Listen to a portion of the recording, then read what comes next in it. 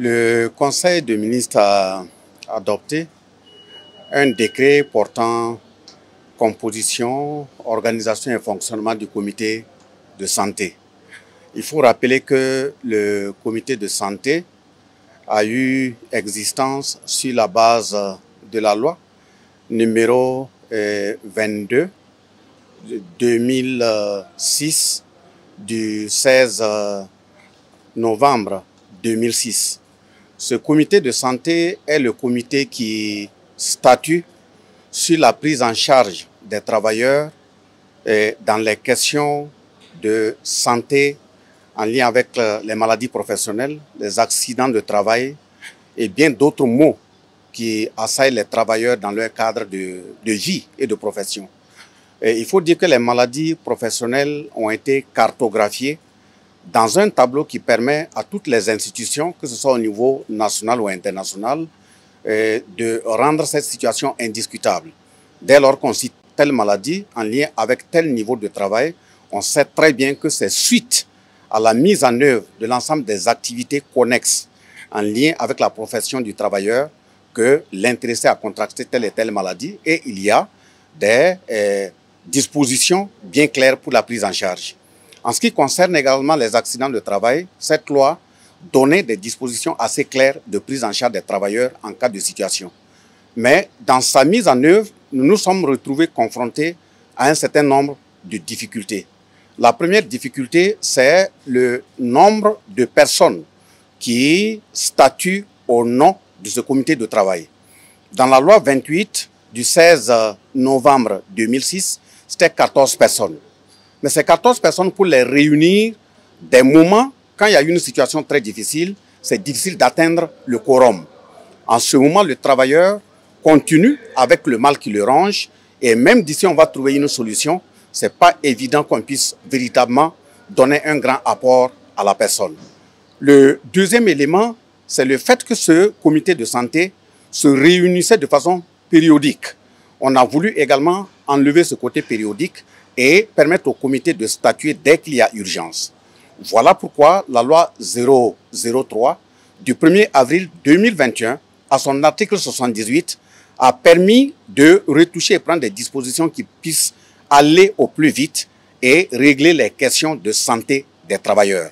Et cette loi également a permis à cet article donc 78 de prendre le décret d'aujourd'hui permettant de statuer sur les maladies qui ne sont même pas cartographiées au niveau du tableau qui porte sur les maladies professionnelles.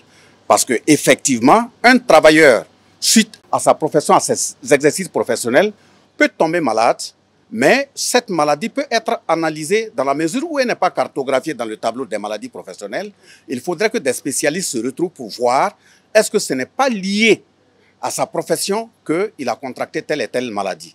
Donc, on a statué et puis arrêté la composition qui va passer désormais de 14 personnes à 7 personnes. C'est le médecin de la Carrefour, c'est le médecin soignant de l'intéressé lui-même, c'est un représentant du ministère de la fonction publique, un représentant de la direction des ressources humaines de l'institution à laquelle appartient l'intéressé, c'est un représentant du ministère de la Défense, c'est un représentant de la présidence du FASO, qui vont statuer pour analyser, véritablement voir, même si la maladie n'est pas cartographiée dans le tableau des maladies, est-ce que ce n'est pas une maladie professionnelle?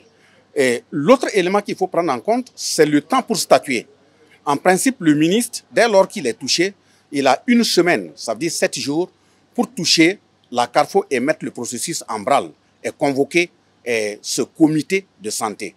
Le comité de santé, avant, il avait au minimum 30 jours pour statuer et donner le rapport définitif pour voir s'il faut effectivement prendre l'intéressé en charge ou s'il faut l'évacuer. On a estimé qu'il y a des urgences également. Continuer de compter sur les 30 jours, c'est trop. Ça a été ramené à 10 jours. Si le ministre arrive à agir dans une semaine et que le comité est convoqué, il a 10 jours pour statuer afin de décider si c'est une maladie professionnelle connexe qui doit être prise en charge et si l'évacuation également doit être faite. Donc j'avoue que c'est un grand progrès parce que, comme nous l'avons toujours dit, la ressource humaine pour servir l'État est un capital assénédal.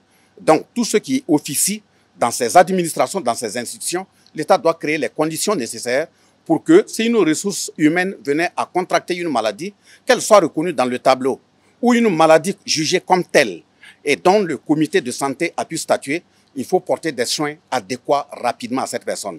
Et la dernière charge que ça enlève, c'est le fait que pendant que le comité de santé est en train de statuer, dès lors que ce n'est pas une maladie pour le moment reconnue, il appartient à l'agent lui-même de se prendre en charge.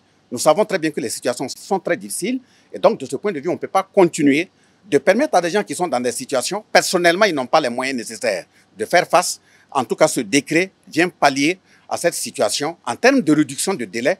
Et même si l'intéressé avait commencé déjà à se prendre en charge, si c'est officiellement reconnu, son argent est remboursé et l'État prend la suite. Donc voilà le contenu de ce décret qui vient d'être adopté, portant composition, fonctionnement du comité de santé au travail, qui est véritablement une avancée en termes d'acquis sur le corps social pour prendre en charge les travailleurs qui officient au nom de l'État.